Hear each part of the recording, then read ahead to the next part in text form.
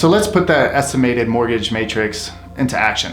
Use a couple of examples here that we see common in our Money Mailbox clientele.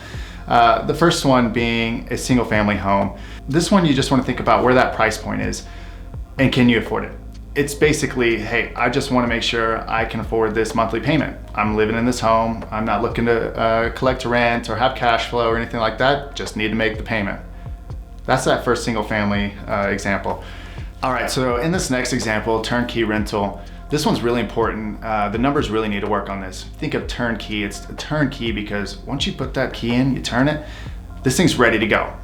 You are not gonna be able to force equity into it. You're really just looking at opening the door for your tenants and collecting rent.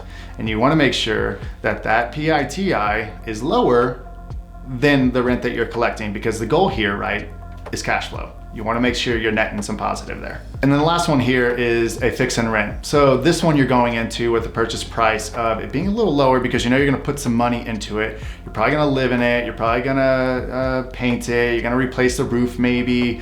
Might do new kitchen. These are kind of things that you're gonna think about. I'm fixing this thing up. It's kind of like a fixer-upper. But then you're looking at down the road, you wanna rent this guy out. So in the immediate purchase, you might not be so much cash flow, but you know that because the listing price is a little bit lower, and you are putting an offer on something knowing that you're gonna force some equity into it down the road.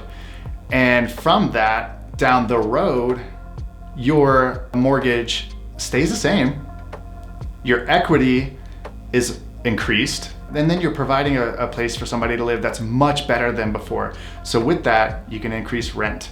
So down the road, long term, maybe not even long term, just a year down the road, you've got something that you put a little bit down on, and now the numbers are working great because you put a little bit into it and you put some sweat into making this thing ideal for living, but your reward is a higher rent. So that all brings us back to what your goals are. Really important from a business standpoint, a time standpoint, and a resource standpoint, to know what your goals are, to know what your numbers are when you're going on this hunt.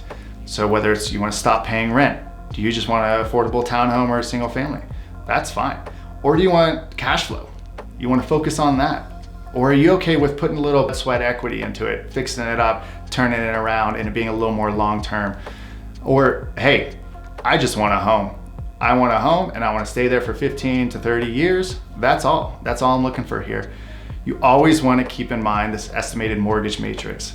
That's going to be the deciding factor because the numbers are so important for the situation that you want.